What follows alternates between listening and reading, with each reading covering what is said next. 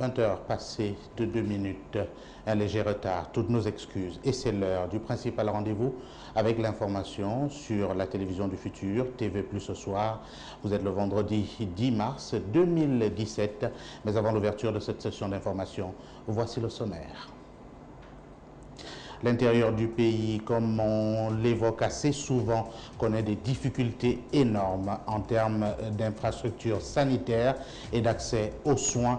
Nous irons dans ce journal, dans l'un des dispensaires de la province de Logoué-Lolo, constater de la vétusté, mais également du manque de matériel médical dans cette partie du Gabon.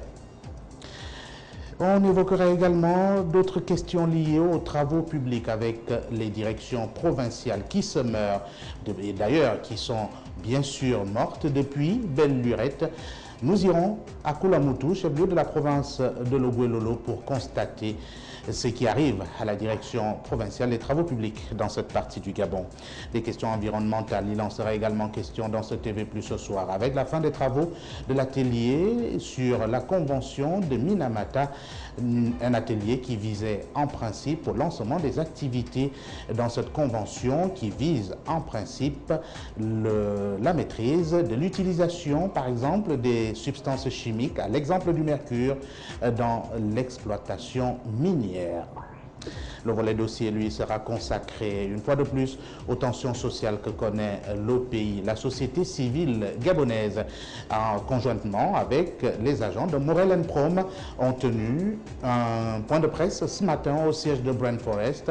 Ici, dans le premier arrondissement de Libreville, nous écouterons les uns et les autres en même temps qu'on reviendra sur les questions du secteur éducation en allant à OIM et bien entendu en posant un autre problème. La fenêtre ouverte, elle, sera consacrée essentiellement à un fait de société. Un mort, par exemple, qui avait beaucoup de dettes, est-il nécessaire forcément d'aller réclamer le paiement de ces dettes une fois décédé? Nous aurons les avis des uns et des autres que Virginie Manga a rencontrés ce matin à travers les artères de la capitale gabonaise. Bonsoir à tous et merci pour la confiance en la télévision du futur et merci surtout de suivre l'information. Et nous ouvrons cette édition d'information avec, comme nous vous l'annoncions en titre, les problèmes que connaissent les agents de santé à l'intérieur du pays. Allons-y au dispensaire de Mambélo, c'est dans la province de Logoué-Lolo, pour constater effectivement que c'est une structure sanitaire qui manque cruellement de médicaments. Juliette Bayard, TV Plus Logoué-Lolo. Le centre médical de Mambélo, dans la province de Logoué-Lolo, plongé dans de hautes herbes. Dans les salles de consultation, rien pouvant faire penser à une structure de soins infirmiers. Le dispensaire de Mambélo manque de tout, partant de l'eau potable aux médicaments, comme le traduit cette infirmière, apparemment essoufflée de travailler dans de telles conditions. J'ai des difficultés de médicaments. Il manque d'abord aussi le matériel pèse-personne parce qu'il y a des médicaments qu'on prescrit en fonction du poids. Il n'y a pas de pèse-personne, personne, tensiomètre. En tout cas, il manque beaucoup de choses. Et le dispensaire est dans l'herbe, pas d'entretien. On n'a pas de l'eau potable. On puise de l'eau au centre-ville. On transporte dans les taxis. L'appel est lancé. Pour la population de Mambélo, rien ne saurait lui redonner la joie de vivre que le réaménagement de leur dispensaire, si en plus il était pourvu en eau potable. Et le dispensaire de Djokenangoy dans cette partie du Gabon qui, lui, est non fonctionnel. Allons-y toujours en compagnie de Juliette Bayard. Zonamoy, dans le département de la Lolo-Bouinguidi. Un regroupement de villages qui compte une population assez importante. Pourtant, les conditions de vie sont d'un autre âge. L'accès aux soins infirmiers dans l'unique structure qu'est le dispensaire impossible du fait du non-fonctionnement de ce dernier. Et une fois arrivé, La structure, de loin, affiche un visage angélique par rapport à sa situation géographique. Seulement, la dite structure n'aurait pas encore été inaugurée et selon certaines sources proches du dossier, des problèmes financiers seraient à l'origine de ce blocage au moment où les habitants de Zonamoy attendent toujours avec impatience l'ouverture officielle de ce dispensaire, l'ancien souffrant d'une vétusté absolue et ne répondant plus aux normes requises. Et c'est la base provinciale des travaux publics dans cette partie du Gabon. La province de l'Ogooué-Lolo qui connaît des difficultés, pas d'engin évidemment pour l'entretien des voiries urbaines et des voies départementales. C'est le constat fait par Virginie Manga, toujours en compagnie de notre correspondant dans la province de l'Ogooué-Lolo. Des engins abandonnés, d'autres sur cale, des bâtiments à la peinture décrépits. C'est ce tableau qui fait office de base des travaux publics à Koulamoutou, dans la province de l'Ogooué-Lolo. Une base dépourvue d'engins, de véhicules, de logements pouvant favoriser le travail des employés. Créée dans le but d'entretenir des routes et de réhabiliter les voies secondaires à travers le pays, la direction provinciale des travaux publics n'est plus que l'ombre d'elle-même au regard de la crise que traverse cette direction. Un silence qui devra interpeller la responsabilité des hauts cadres de cette province, mais également le ministère des Infrastructures et des Travaux publics, lorsqu'on sait que la survie de nombreuses familles dépend de la bonne santé de cette direction. En l'état actuel des choses, cette direction provinciale des Travaux publics joue-t-elle encore son rôle? Quel est le sort des voiries de cette province et les autres provinces du pays? Cette image qui se laisse découvrir aujourd'hui serait-elle due à une grève de ses agents, comme c'est le cas à Libreville? Une situation qui laisse sans voix les populations de cette province qui ne peuvent plus compter sur cette direction et assistent impuissants à la dégradation des voiries de la ville de Koulamoutou. Dans ce silence injustifié, ce sont ces employés qui se retrouvent sans activité et partant sans travail. Et on va rester dans le cadre des infrastructures, notamment sportives, dans la ville de Koulamoutou, avec le stade inachevé, un stade qui avait été prévu dans cette partie du Gabon, mais dont les travaux ne sont jamais allés à leur terme. Joël Franconcoulo pour le constat. Prévu pour s'achever il y a plus de 6 mois déjà, les travaux de réhabilitation du stade municipal de Koulamoutou sont toujours aujourd'hui inachevés. À titre de rappel, le stade Tata Migolé de Koulamoutou avait été choisi comme stade d'entraînement de la CAN 2017. Faute de livraison dans les délais, ce stade est resté toujours en chantier.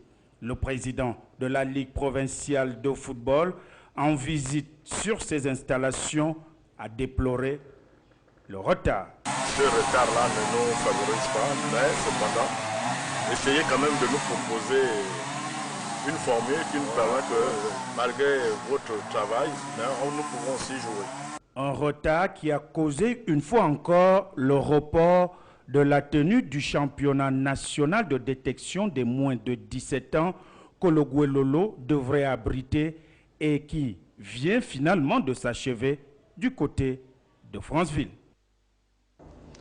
Et nous avons cette information, les images que vous allez apercevoir sur votre petit écran seraient en réalité les locaux de la représentation de la Direction générale des recherches dans la ville de Franceville, chef-lieu de la province du Haut-Ogooué. Des images qui nous sont parvenues et qui feraient état d'un incendie qui aurait déclenché dans ces bureaux. Nous y reviendrons au cours de nos prochaines éditions d'information. Et on vous parlait en titre justement de cet atelier sur la convention de Minamata qui vise en principe la maîtrise de l'utilisation des substances chimiques dans l'extraction minière. On note aujourd'hui qu'il faut comprendre la stratégie liée à la réduction de l'utilisation de ces produits. On note que l'exploitation de l'or est également en ligne de mire, a été au cœur des discussions au cours de cette rencontre au ministère de l'économie forestière. Voici le reportage.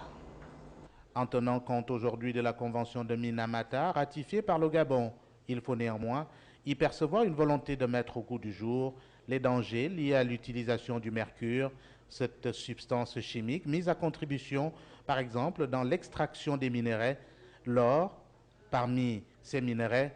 Mis à part cette volonté de mettre sur pied un plan d'action national, il ressort des travaux de cet atelier que le secteur orpailleur peut sortir de l'aspect artisanal et tendre vers une activité essentielle dans l'économie du pays à travers le produit intérieur brut.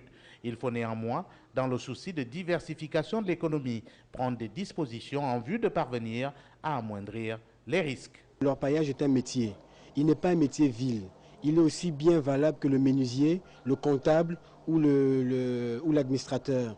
Donc, il est important pour nous de donner au métier d'orpaillage un sens. D'accord ? Et ce sens va amener certaines structures de l'État à encadrer le métier d'orpailleur. Et on a relevé également les problèmes de formation dans la technique d'orpaillage. Nous n'avons pas au sein de nos écoles de formation des modules qui enseignent sur comment on exploite artisanalement de l'or. C'est des recommandations que nous donnons, c'est des très fortes recommandations que nous donnons. Parce que, figurez-vous bien que nous surfons dans une mouvance de diversification de l'économie. Et comparativement au Canada et aux États-Unis, ce sont des pays qui se sont développés à partir de l'orpaillage.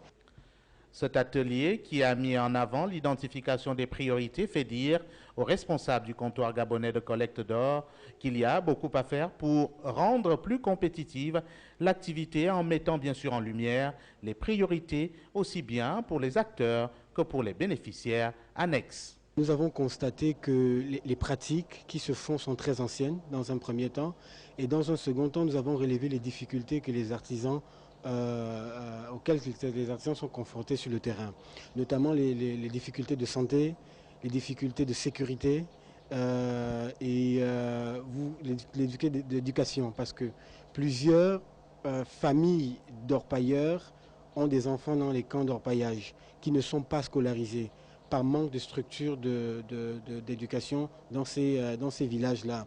Et on a fait le constat qu'il y a des villages, il y a des sites spots d'orpaillage où les orpailleurs s'installent, ils terminent et ils s'en vont. Dans ces sites, vous conviendrez avec moi qu'il est difficile de mettre une structure scolaire parce qu'ils bougent.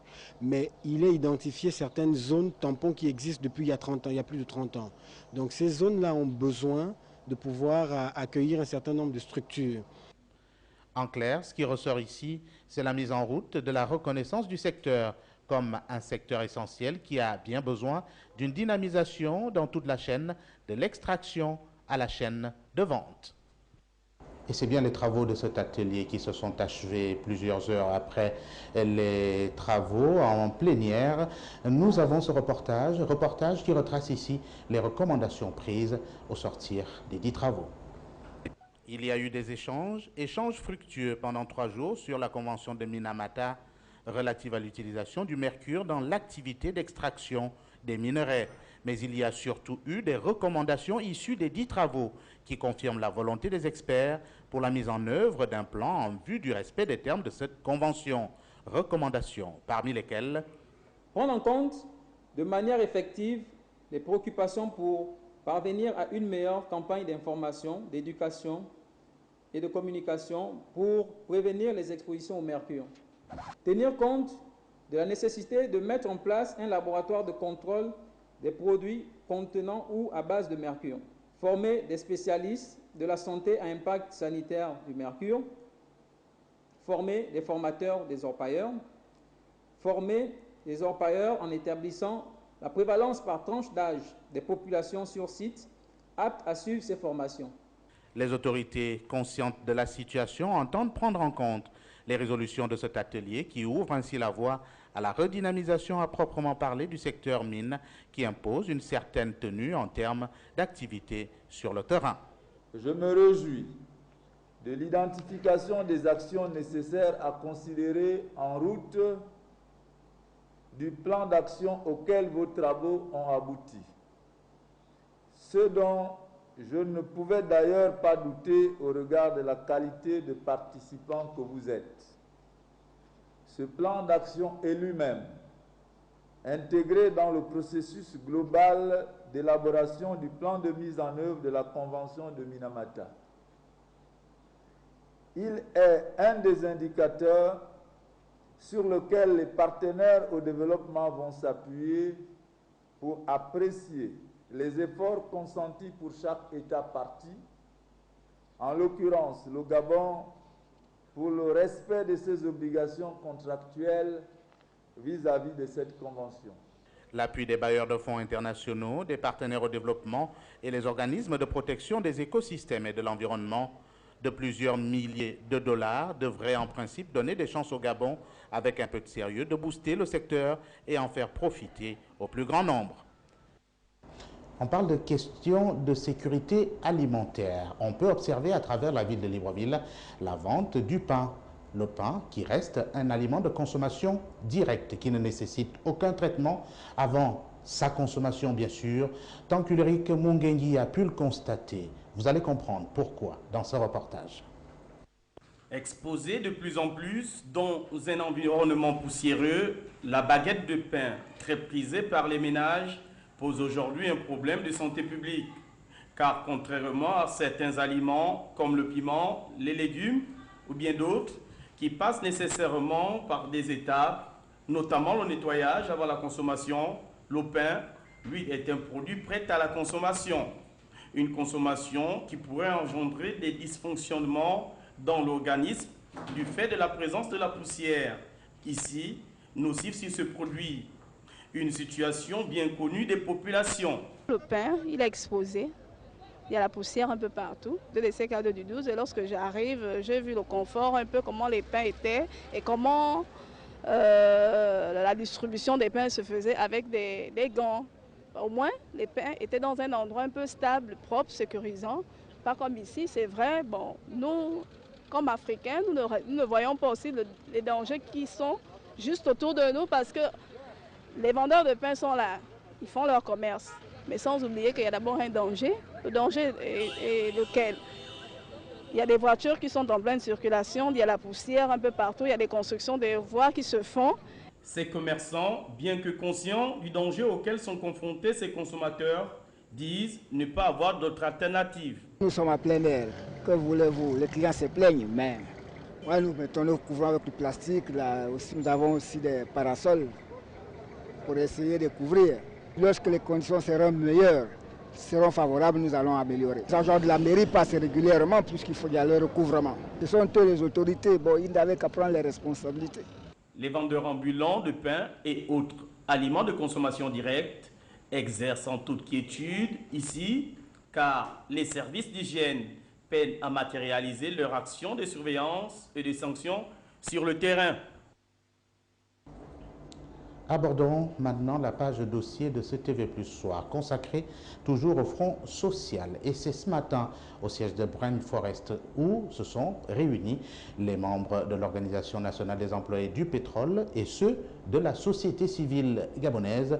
En toile de fond de cette rencontre, la situation dans la société pétrolière Morel & Prom et l'avenir des agents de cette entreprise pétrolière. Un point de presse animé de manière conjointe. Nous allons d'abord écouter Marc Onaesangui à ce propos. Au cours de l'entretien, l'ONEP, tournons la page, le rôle BG et la plateforme nationale de la société civile ont fait des constats et les propositions ci-après. Les constats. Incapacité du gouvernement à réaliser un véritable dialogue social favorable aux intérêts des travailleurs par la promotion des relations professionnelles équitables, productives et harmonieuses. Collusion entre certains magistrats et certains chefs d'entreprise véreux avec pour effet le déni des droits permanents, caractéristique des décisions judiciaires opaques contre l'ONEP à chaque situation de grève. Violation manifeste des libertés syndicales constitutionnelles consacrées en République gabonaise et reconnues par les normes juridiques internationales, notamment les différentes conventions internationales de l'Organisation internationale du travail. Agression inqualifiable des travailleurs de la compagnie Morel & Prom dans le site ONAL par des policiers et gendarmes instrumentalisés par le directeur général de la dite compagnie et se comportant à la face du monde comme des miliciens. Remplacement par la Direction générale de la compagnie Morel El Prom des travailleurs en grève par du personnel des sociétés extérieures avec risque de perte massive d'emplois. Pollution environnementale sur le site ONAL de Morel El Prom du fait du remplacement des travailleurs en grève par un personnel extérieur. Violation des droits des travailleurs gabonais par les responsables des sociétés pétrolières françaises dont les agissements sont teintés de réflexes néocolonialistes. Violation délibérée et flagrante de la dignité de la personne humaine. Les travailleurs sont ainsi exploités par leurs employeurs qui les réduisent à un esclavage des temps modernes. Aussi, les 3 organisations de la société civile nationale appellent-elles l'ONEP à demeurer crédible et indépendante de toute influence pour la défense des droits et des intérêts des adhérents qui sont des attentes légitimes des travailleurs gabonais du secteur pétrolier et activités connexes. Enfin, elles appellent les pouvoirs publics à cesser la stigmatisation et toutes les manœuvres de harcèlement en cours vis-à-vis des leaders des organisations syndicales. Sortir les forces de défense et de sécurité des sites pétroliers de Morel El Prom. Organiser une enquête indépendante sur les violences policières observées sur les travailleurs du site ONAL le jeudi 23 février 2017, ainsi que la pollution enregistrée sur le dit site. Enfin, nous demandons l'expulsion du Gabon de M. Christophe Blanc, directeur général de Morel El Prom, pour sa responsabilité directe par rapport aux agressions des travailleurs en grève sur site, dès lors que c'est lui qui a fallacieusement alarmé les forces de défense et de sécurité et qui est responsable de la sécurité, la santé et la vie des travailleurs qui l'affectent sur les sites pétroliers.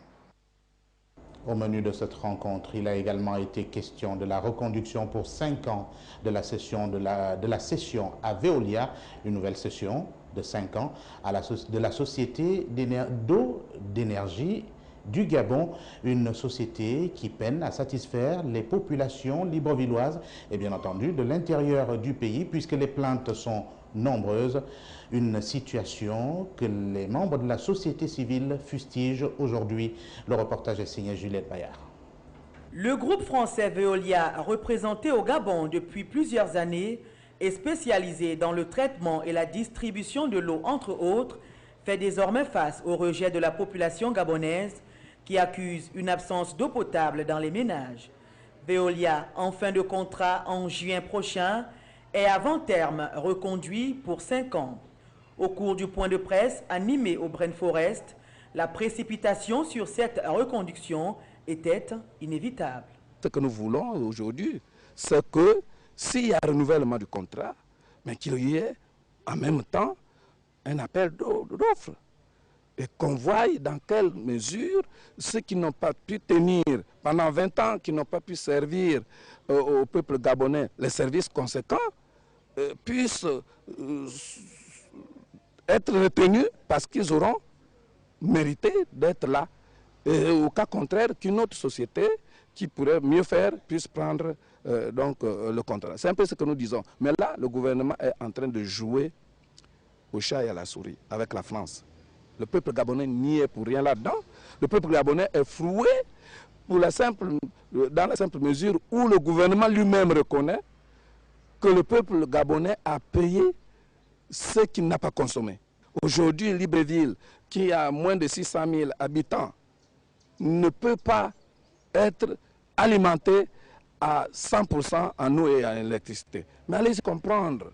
Quand je regarde des capitales comme Yaoundé, des villes comme Douala, qui ont des millions d'habitants, mais qui sont alimentés en eau et en électricité, je me demande pourquoi est-ce que le Gabon souffrirait de la sorte.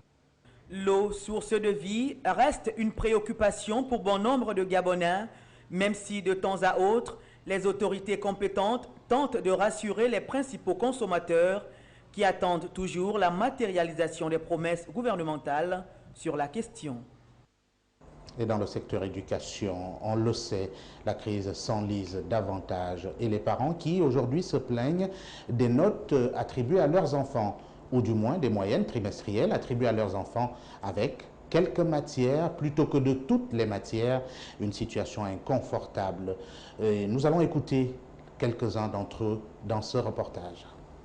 La crise dans le système éducatif gabonais n'est plus à démontrer. Les faits parlent d'eux-mêmes, même si certains enseignants usent de stratégies pour protéger, comme on aime à le dire de manière triviale, leur bout de pain. Des parents voient leurs enfants se réveiller tôt chaque matin pour 1 ou 2 cours de la même matière par semaine. Pour ces parents d'élèves, c'est du bâclé. Hein? L'instruction, ce n'est pas quelque chose d'à peu près. Voilà, il faut aller jusqu'au bout de la connaissance. Sinon, ce n'est pas la peine. Moi, j'ai ma petite fille qui a eu 12 avec 3 matières dans le trimestre, mais ça ne passe pas. Moi, je n'ai pas applaudi cette moyenne-là. Les parents ne peuvent pas encourager les enfants d'aller à l'école parce que j'ai un fils qui apprend au lycée d'État. Je lui dis de ne pas partir. Ma grande sœur est là-bas, elle est professeure, elle-même ne part pas. Mais je ne peux pas envoyer mon fils d'aller. Ce sont eux-mêmes qui partent. Si c'était moi, les enfants devaient rester à la maison. Face à cette dégradation de l'école, le responsable reste. L'État a sa part de responsabilités, mais les enseignants aussi ont leur part de responsabilités. Parce que jusque-là, on leur demande les résultats. Il n'y a même pas les résultats jusqu'à présent. Le Gabon est devenu le dernier pays où il y a le résultat vraiment en ce qui concerne l'enseignement. Il faut que le gouvernement essaie de prendre ses responsabilités en main, c'est tout. Il n'y a rien à faire. En tout cas, on n'accusera pas quelqu'un d'autre. C'est le gouvernement. Des cours incomplets, des moyennes qui reflètent de loin le niveau réel des apprenants. Voilà le sort réservé aux jeunes Gabonais qui seraient condamnés à rester cloîtrés au Gabon, ne pouvant faire valoir leur diplôme sous d'autres cieux. Et allons-y dans la province du Wollontem. Là-bas, c'est le gouverneur de cette partie du Gabon et qui s'illustre dans des menaces, comme évidemment ses chefs au niveau de l'administration centrale. Lui également s'est livré à des menaces vis-à-vis des enseignants. Vous avez les réactions dans ce reportage. Les enseignants membres de la Convention nationale des syndicats du secteur éducation du Wollontem en colère. En plus de la torture psychologique et morale dont ils sont victimes, avec la précarisation de leur emploi, accompagnée de suspension de tout solde, ces derniers seraient depuis quelques jours accusés d'être entrés en négociation avec les autorités provinciales, allégations dont ces derniers ont, à la faveur d'une assemblée générale ordinaire, balayé du revers de la main. Seulement, il y a quelques heures, l'on apprenait de nouvelles bousculades de ce côté. Selon certaines indiscrétions, les enseignants membres de la CONACYCED seraient victimes de menaces de la part de la première autorité de la dite province, situation que ces transmetteurs du savoir n'ont pu supporter. Et pour montrer leur désapprobation, ils se sont réunis en assemblée générale extraordinaire à OIM. Sans notification aucune faite aux principaux concernés, le proviseur est allé dans la même logique que le gouverneur en disant publiquement au cours d'une rencontre tenue le jeudi 9 mars 2017 que les 3 leaders syndicaux susmentionnés ont des mises à pied définitives au lycée technique. Aussi, les responsables d'établissement imposent les enseignants à signer des attestations spéciales de présence au poste. Or, selon la circulaire du ministre de l'Éducation nationale, cette attestation concernerait les collègues arbitrairement suspendus de sol. Sachant bien que ces autorités ne peuvent apporter des solutions concernant les points de revendication des syndicats, nous, intersyndicales CONACYCED, condamnons avec la dernière énergie et prenons l'opinion nationale et internationale à témoin sur ces agissements d'un autre âge. Donc, le but n'est pas de nature à ramener la sérénité au niveau du secteur éducatif, l'éducation, qui souffre déjà d'une extrême fragilité. Affaire à suivre. Un mot de politique à présent. Cela fait évidemment 20 ans que le Sénat gabonais a été institué. 20 ans de présence, 20 ans de travail sans doute, mais on peut se demander si les Gabonais ont ressenti évidemment l'implication du Sénat, du moins de la dite institution dans la vie politique de la nation. Ils sont au micro de Virginie Manga. C'est une charge de plus pour l'État gabonais. Ça n'a rien donné jusqu'à présent. D'après vous-même, qu'est-ce qu'on a récolté du Sénat? Il ne faut qu'intérimer, on gagne quoi dedans? L'Assemblée nationale est là, il faut qu'intérimer ce que la première chambre dit, ils entériment. Parce que le Gabonais lambda gagne aujourd'hui. Regarde la crise qu'il y a. Qu'est-ce que le Sénat a fait? L'éducation est là à terre, tout est à terre, la santé est à terre. Et ils sont là. Ils se partagent leur fonds de solidarité, c'est tout. Je ne voyais pas l'utilité du Sénat au Gabon. Nous avons les députés, avoir les sénateurs en double, bon, je ne sais pas. Le Sénat, oui, ça m'évoque quelque chose, mais de nos jours, là, on a l'impression que le Sénat n'a plus vraiment de voix comme dans d'autres pays. Ils invoquent des lois, ils disent les lois, mais après, on a l'impression que le Sénat, vraiment, ce n'est plus ça. Les objectifs, pour savoir s'ils ont été atteints, il faut les connaître. Bon, moi, en 97, j'étais un peu plus jeune, donc je peux dire que le Sénat, pour moi, est juste la haute chambre du Parlement et où siègent des sénateurs. Bon, maintenant, quelles sont les décisions qui sont prises ou qui ont été arrêtées, ben, nous ne sommes pas informés. Sur l'histoire, je sais juste que le premier président du Sénat était Georges Rawiri. On reconnaît que c'est une institution, mais nous, on attendait un peu plus, un peu de contradiction par rapport à ce qui revient de l'Assemblée. Mais on se rend compte que tout ce que l'Assemblée décide, c'est ce qu'eux, ils ne font qu'intériner. Ils ne sont jamais allés à l'encontre des lois, même bien ou bonnes soit-il, mais leur opinion ne l'a jamais entendue par rapport à une telle ou telle loi. Ce ne sont pas les lois favorisées aux Gabonais, vu ce qui se passe au Gabon aujourd'hui. Et voilà la réaction des Gabonais que Virginie Manga a rencontrés à travers les artères de la capitale. Pas sympa vraiment les propos tenus contre l'institution qui évidemment a des preuves à faire dans la vie sociopolitique de la nation. On n'oublie surtout pas les détenus politiques. Une fois de plus dans cette édition d'information, il s'agit d'abord de Bertrand Zibi Abégué. Cela fait 193 jours que cet ancien député du Parti démocratique gabonais a été arrêté par les éléments de la Direction générale des recherches. C'était le 31 août 2016 au quartier général de Jean-Ping, 6 au Charbonnage. Il est actuellement en détention et de manière arbitraire à la prison centrale de Libreville. En même temps qu'on ne peut et on ne saurait oublier Landry Amiens Washington, lui également, qui avait été cueilli à sa descente d'avion à l'aéroport international Léomba. Depuis lors, ses parents sont bien entendu sans nouvelles de lui et cela fait également des mois qu'il est détenu à la prison centrale de Libreville. La représentation diplomatique sud-africaine au Gabon a célébré un grand leader sud-africain. Il s'agit de Oliver Reginald Tambo, qui a été magnifié, un défenseur de la liberté et des droits de l'homme qui était à l'honneur. Son centenaire a d'ailleurs été célébré. Cela se passe en présence de nos reporters Juliette Bayard et Justin Jana. L'ambassade de la République d'Afrique du Sud au Gabon organise depuis le 9 mars la saison culturelle Afrique du Sud-Gabon. Ce 10 mars, c'est une grande conférence de presse commémorative sur Oliver Reginald Tambo, ce combattant pour la liberté dans le pays de Nelson Mandela, qui était à l'honneur, son centenaire étant célébré dans les locaux de l'INSED. Mais qui était cet illustre africain? Oliver Tambo était d'un héroïsme exceptionnel. Il a insisté là-dessus. Héroïsme exceptionnel. Aucun homme n'a endossé sa destinée avec autant d'humilité qu'Oliver Tambo. Elle a incité un diplomate nigérian.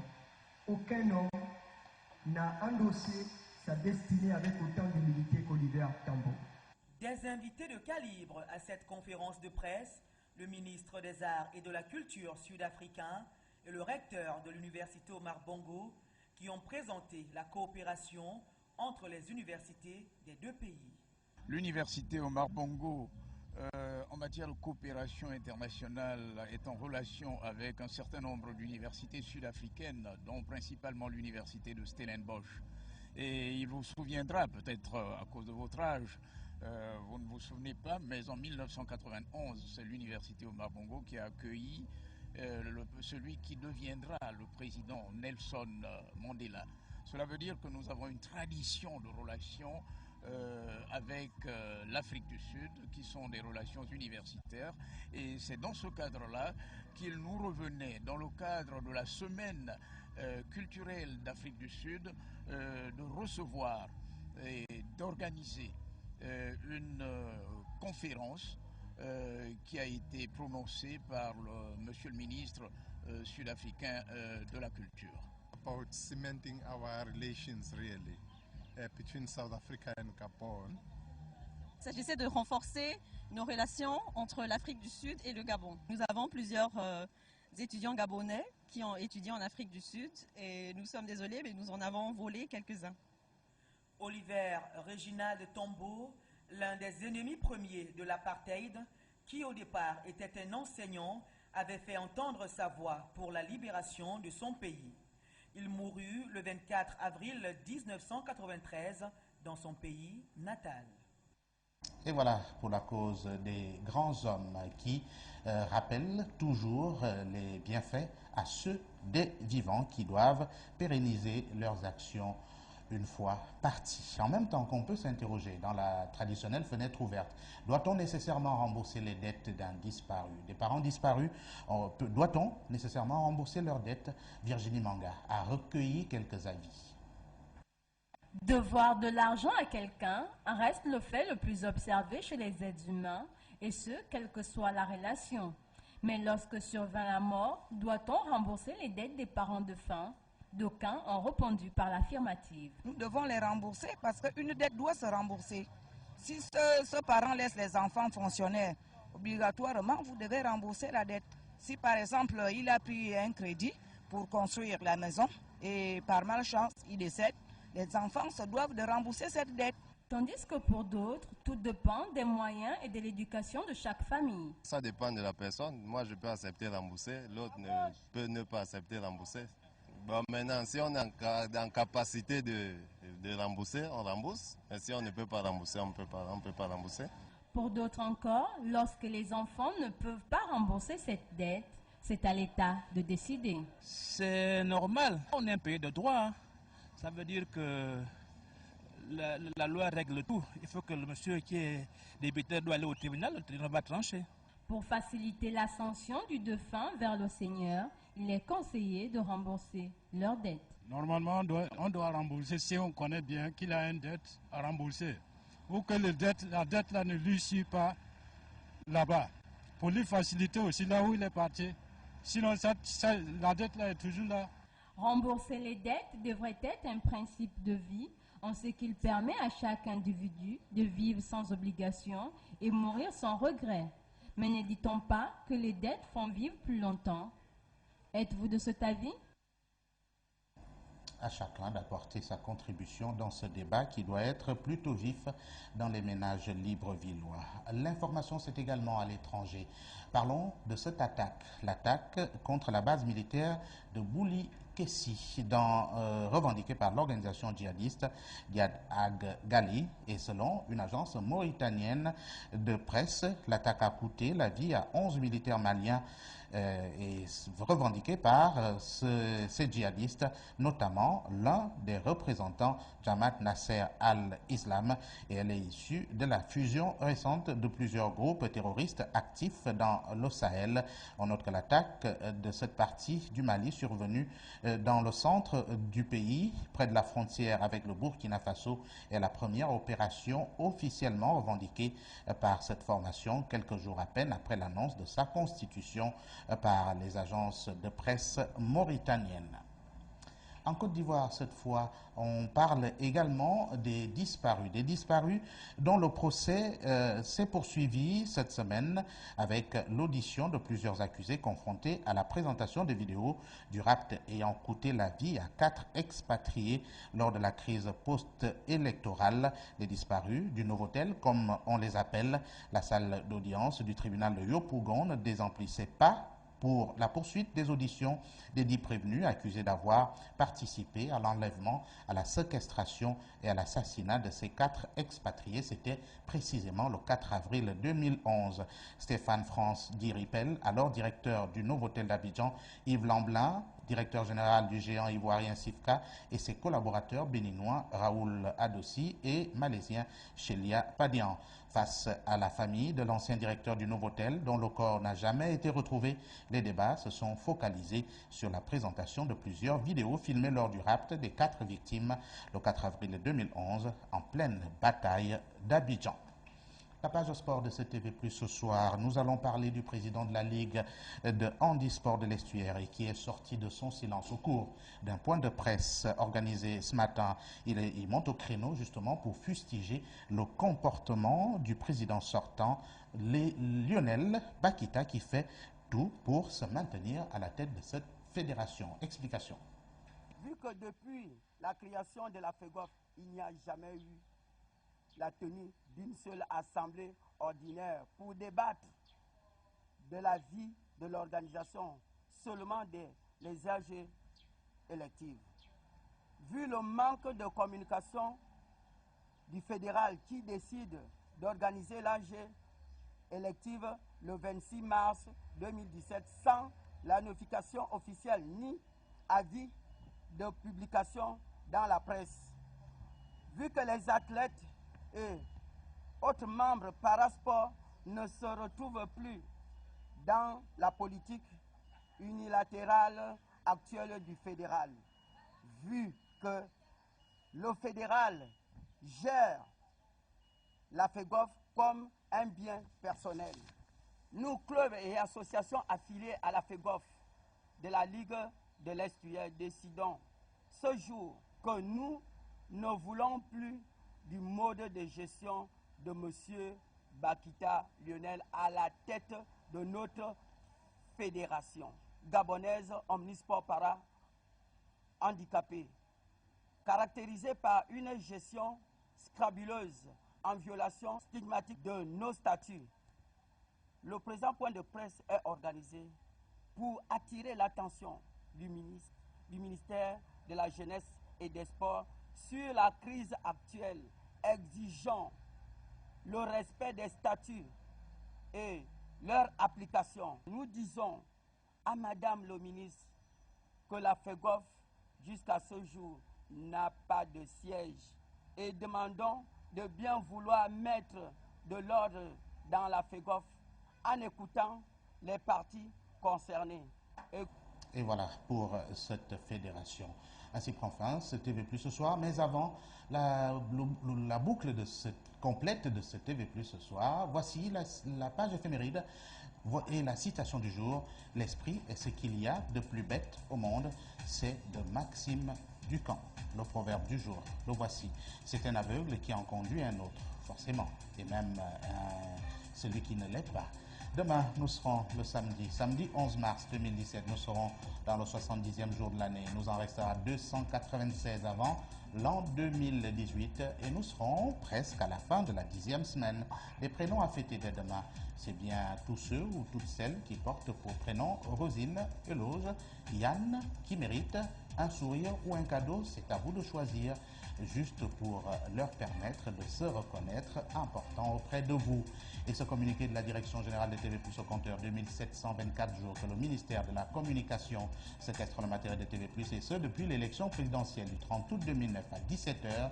Les équipements audiovisuels, satellitaires et d'émissions UHF Libreville de TV+, installés à la Cité de la Démocratie et qui permettaient une télédiffusion nationale et internationale, sont encore séquestrés par le ministère de la Communication. TV+ réclame ces équipements audiovisuels au au nom de la liberté de presse tant clamée en République gabonaise. Ainsi prend fin ce TV+ ce soir. N'oubliez surtout pas que l'info continue sur le site internet de TV+, www.tvplusgabon.com. Et pour tout renseignement, appelez au 01 72 21 29. Merci pour la confiance, merci de nous avoir suivis. On se retrouve très prochainement. D'ores et déjà, bon week-end à tous.